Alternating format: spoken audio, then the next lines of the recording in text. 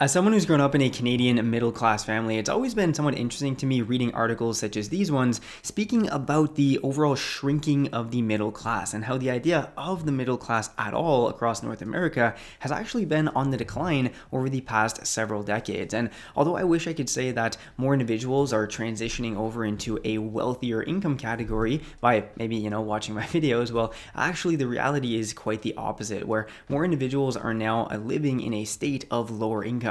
Now, we seem to hear about this so-called middle class the most in and around election time, right? Usually with leaders directly addressing this larger subset of the population, probably to gain votes, of course. But if we take a second to actually think about things, who actually makes up the middle class in general? Well, according to the Organization for Economic Cooperation and Development, an individual in the middle class is someone who actually earns between 75 and around 200% of the median household income in a country after tax. So with this in mind, well, in Canada, at least based on the most recent data that we have available to us, this would represent incomes between $45,000 on the lower end and around $120,000 on the higher end. And down in the United States, we're looking at numbers that are quite similar, with $42,000 on the lower end and $126,000 on the higher end, which I actually think is a really large gap when you actually compare these two, right?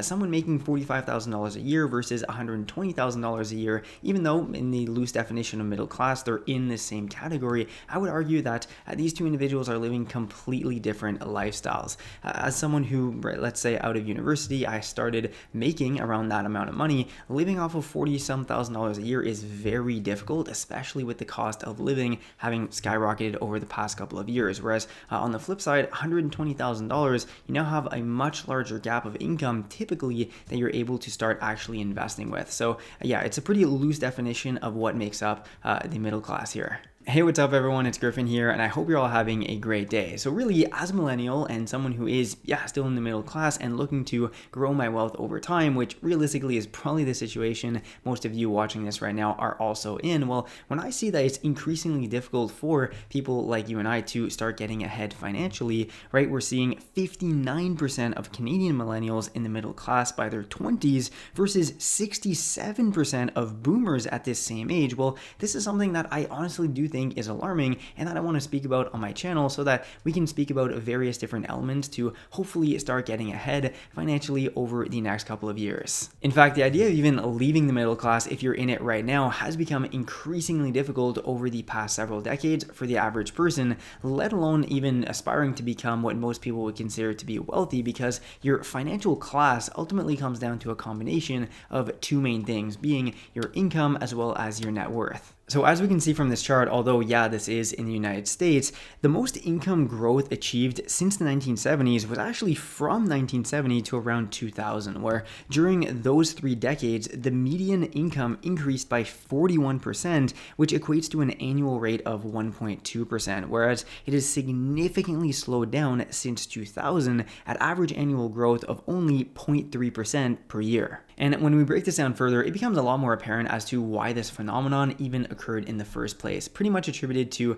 the 2 massive recessions that we've seen since the early 2000s, being of course the dot-com bubble in early 2000 and then the financial crisis in 2008, which had significant financial repercussions on middle class as well as lower class families, significantly more than upper middle class and wealthier families. Because what ends up happening is that during periods of a recession, not only are typically middle and lower class families hit significantly harder in terms of the income that they're actually taking home to their families, more than just that, which is a huge part of it, but also typically these are families that and households that are not in a position to actually take advantage of what a recession truly is, being a massive investment opportunity to get into certain asset classes and individual investments at a significantly depleted market value to then take advantage of that asset appreciation in market value, the expansion really of those assets, like say the stock market, the real estate market, over the years and decades to come. So that's something that we've absolutely seen in 2000 and 2008. And actually, come to think of it, this probably hits home with a lot of people watching this just a couple years back during the 2020 recession when the pandemic ended up hitting, right? Where higher income earners saw their jobs recover quite quickly, along with their wealth expanding drastically from the stock market rally, and also house prices nearly doubling in value in certain areas. Okay, so yeah, basically just a bunch of data to say that essentially the middle class is shrinking both in Canada as well as in the United States, whereas the percentage of upper middle class and what most would consider to be wealthier families is becoming larger, with income and net worth that's growing at a much quicker pace than the average. So there is definitely a gap that is being formed. Obviously though, I'm not just going to sit here and feed you a bunch of worthless data about how Jeff Bezos can buy 1,300 Lamborghinis a day. How unrelatable is that, right? But we're actually interested in how we as regular individuals and investors can actually get ahead and maybe, replicate some of these things that wealthier individuals are actually doing in order to grow their wealth over time. Ultimately, I started this YouTube channel to, yes, document my own journey with my personal finances, but then also along the way, share everything I know with all of you. The first thing we need to speak about here is asset diversification, and also asset appreciation over time. This is one of the first, most basic and cornerstone things that I learned when looking to achieve financial independence and first doing research years back, right? The general idea here that you need to buy assets over your lifetime that actually store and hopefully also increase in value over time. So things such as stocks, ETFs, bonds, real estate. Now crypto is also becoming a viable asset class that I'm actually also putting money into for a longer term hold when it comes to Bitcoin and ETH. Other categories as well, such as certain watches, for example. Also precious metals like gold and things that actually retain value throughout time. Personally, I'm a big fan of cash flowing real estate, for example, as an asset that is creating income for me while I'm holding it, and then hopefully through renovating it and also just holding it longer term, it will also appreciate in value, thus creating a higher return on investment for me. And so it's really for this reason that I often speak about the importance of having a diversified global investment portfolio, right? It's okay, in my opinion,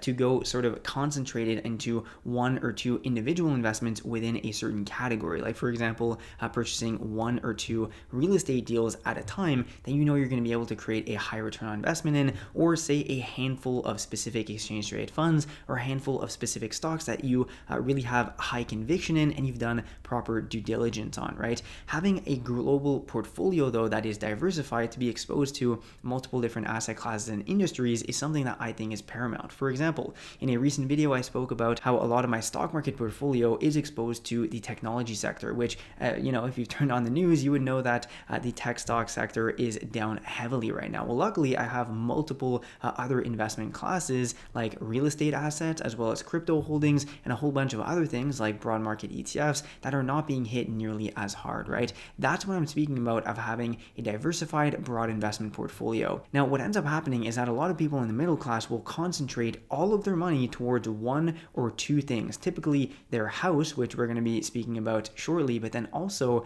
buying expensive liabilities that they think are actually assets, where in reality, they're just expensive liabilities that are burning a hole in their pocket every single month. Like, for example, expensive houses, expensive cars, and boats typically are also another thing that a lot of middle class people end up purchasing. Now, don't get me wrong, I'm not against having fun, right? And buying expensive fun toys every once in a while, but you need to be able to justify it in a way that is not going to have a crippling effect on the longer term growth of your investment portfolio and your wealth, right? So here's an example. Last summer, I purchased a speed bike. This is something that I've been wanting to do for a while, and ultimately the bike ended up costing around $14,000. All other things considered, that is a ridiculous purchase. Honestly, it is. For someone who's 25 years old, buying a $14,000 motorcycle and I can drive it like 5-6 months of the year here in Canada is ridiculous. But here is why I justified that, okay? Number one, motorcycles actually tend to retain value. Remember what I said earlier about buying things that end up retaining value. Now, of course, there's running costs.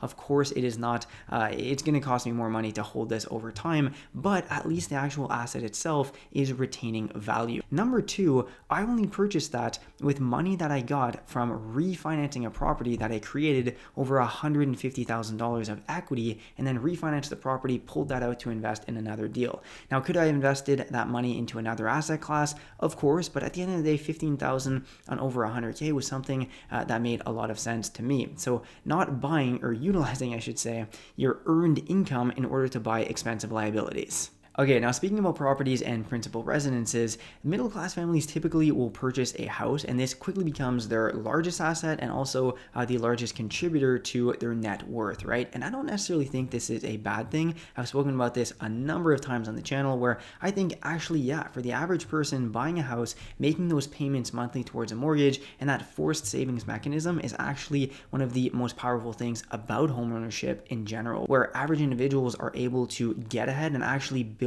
some wealth. And in reality, we've also seen that for people who have a net worth of under around $1 million, usually home equity becomes the largest portion of their net worth. And then if you're strategic about this, as you've built up some equity, hopefully you're able to re-leverage that equity in your house to invest further. Element number two here, and this of course does not apply to everyone, but a lot of richer individuals own businesses, all right? And even high income professions like lawyers and doctors will also utilize corporations in order to save on taxes through tax planning strategies and other things that come with being a business owner, really. Now, I'm not really going to get into detail about this because that's not the goal of the video. We just want to talk about some high level elements here, and ultimately you should speak with a CPA if you are in a position where you're starting to make more income, right? But the general concept here is that owning a business allows you to expense multiple different things in your life that contribute to making income. But with multiple side hustles now being done from home, a lot of the things around you that you use on a daily basis then become tools in order to generate income, right? That's just one example, but just having a proper tax strategy for trying to minimize the amount of tax that you're paying to the government, because here in Canada, if you're a high income earner, you can lose 30, 40, 50% of your income. That is massive over the long term, especially when you're considering how much compounding that money can have over a 20, 30 year period, right? And of course, if you're an everyday stock market investor, it always makes more sense to fully max out your registered investment accounts for tax sheltering benefits instead of investing in, say, a cash account. So here in Canada, utilizing the TFSA and the RRSP, and down in the United States, accounts like 401ks, Roth IRA, and IRAs are great accounts to shelter taxes, and this does have a longer term impact on the growth of your net worth. Hey, speaking about making sure that you're getting the most out of your taxes and also utilizing the best strategies to keep more money in your own pocket, make sure to check out Wealthsimple Tax this tax season if you're looking for a do-it-yourself way to file your income tax. I've actually personally been using Wealthsimple Tax now for the past 4 tax filing seasons, and so Wealthsimple actually sponsored today's video so I could share with you why Wealthsimple Tax has been my go-to tax filing platform. First of all, it seamlessly integrates with Wealthsimple's other products, making it really easy to pull your tax documents from their investment platforms and even directly from the CRA, which ultimately saves a lot of time. What's more is that the platform is built in a way to guide you through the overall construction of your tax return to help you make sure that you don't miss out on any critical elements, and as you're adding sections to it, your tax return estimate updates in real time, which ends up actually kind of being even fun to play around with. And new this year, Wealthsimple Tax added a feature that'll calculate your capital gains on all of your crypto trading, where they're going to be pulling all of your crypto trading transactions from across over 300 different platforms and exchanges to calculate your capital gains for your tax return. And this service is actually free for up to 500 crypto transactions. Yeah, believe it or not, you need to declare your crypto transactions on your tax return, and this new feature makes it really simple though. So if you still need to start your tax return for this tax season, make sure to try out Wealthsimple Tax. I'll be leaving a link down below in the description. And if you do end up signing up from this link and using this platform, you'll get $15 in your Wealthsimple cash account. Okay, back to the video. Another concept that I've observed in multiple high net worth individuals, and that I've also started doing myself, is a better comprehension of borrowing to invest and leveraging up your capital in order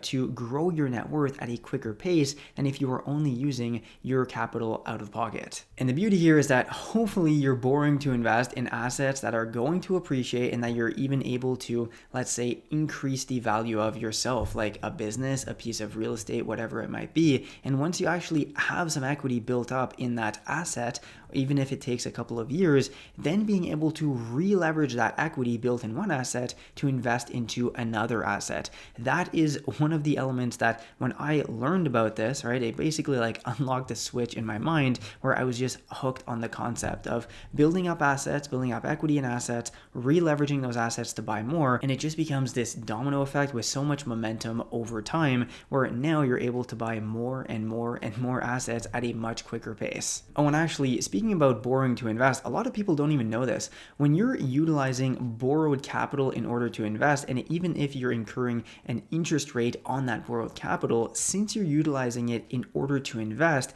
any interest that you're paying is actually tax deductible. I bet you didn't know that, right? If you didn't, make sure to comment down below. Let's now speak about one of the most limiting factors that a lot of individuals who are in the middle class and who start maybe making a bit more income tend to fall victim of, and then this is extremely crippling from a financial standpoint, right? And that is asset inflation, or not asset inflation, scratch that, not asset inflation, it is lifestyle appreciation, all right? Lifestyle appreciation is the concept of starting somewhere, being a really maybe frugal with your income, you're following a budget, and you're making a certain amount of income to sustain your lifestyle. Now, once you start making more income, all of a sudden you need, the new couch, the new TV, the new car, the new house, whatever it might be, or maybe even the new kid, which I know is extremely expensive, even though, I'm not there yet.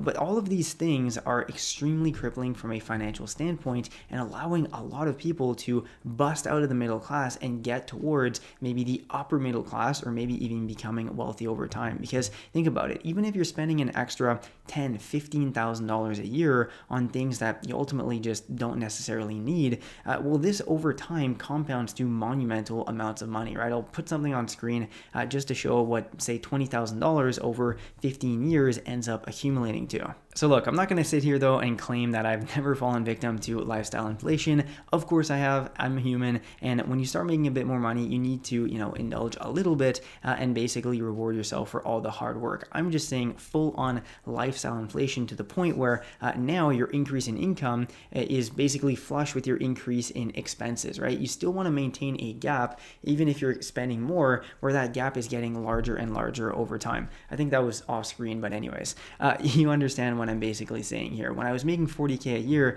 my income was basically flush with my expenses. Once I started making a bit more income, sure, I purchased a couple nicer things potentially, went on some trips, but from a relative standpoint, the gap of income to expenses was getting larger and larger. You just need to maintain that. Okay, so at this point, I'd like to leave you with a couple of thinking points. So it's definitely no secret that the middle class is absolutely shrinking. And with the increase in living costs, well, it becomes a lot harder now in order to try and break out of the mold and break out of the middle class, at least here in Canada. It's quite difficult, right? Especially when you're making more income, you're paying more taxes. It can be extremely difficult and even take decades in order to achieve. So what I've observed in myself over the past 4 years, and also from studying higher net worth individuals, reading a bunch of biographies and so forth, there really seems to be two main elements that pretty much anyone can implement in their life in order to try and increase their net worth and their wealth over time. So number one, of course, it really just comes down to increasing your income, right? Like we saw earlier when speaking about income,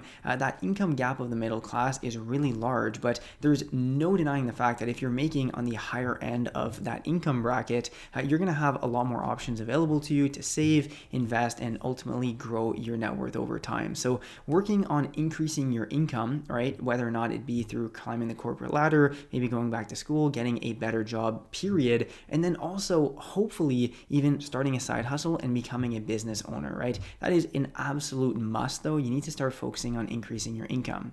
Now, number two, it is maintaining a long-term approach to your investing, and over 20, 30 years, being strategic with the money that you do end up making and putting that money to work for you. That is absolutely fundamental and critical, and really separates lower and middle class individuals from rich individuals, even if it takes 20, 30 years to get to a higher net worth status. Now, I'll leave you with this, all right? In the book, The Millionaire Fast Lane, that I absolutely love, it's one of the first entrepreneurial books that I read years back. He speaks about, well, the author speaks about how most rich people end up getting there from a big one-time liquidation event, right? So starting a business and basically selling it for millions of dollars. Now, obviously, that's a route that you can take, and that would be extremely rewarding. But for the average person, that's not necessarily something that is necessarily feasible. Maybe it is, right? And if that is something that's in your scopes, go for it. But most people, I would argue though, can become wealthy over time if they stick to those two things we just spoke about. Increasing income for a sustained period of time, at least 10 years, increasing your income, and then saving a large portion of it and investing that long term. And just being strategic with your money really separates someone who is going to become wealthy over time versus someone who is not going to, get ahead because they're not focusing on really becoming wealthy. It's not something that really is important to them enough in order to make those actions consistently on a daily basis. So I really hope you enjoyed today's video. If you did, make sure to drop a like. It really helps my channel out. And I would also like to know down below, comment, what is one thing that you're going to be doing over the next couple of years in order to grow your net worth, right? I'd love to know. Make sure to let me know down in the comments. And if you want to learn more about personal finance, stock market, and real estate investing, make sure to follow, hit the bell button to be notified of upcoming content. And last but not least, if you need to file your taxes before April 30th, make sure to check out Wealthsimple Tax. I'll leave a link down below in the description for easy access. So with that said, thanks a lot for watching, and I will see you in the next one.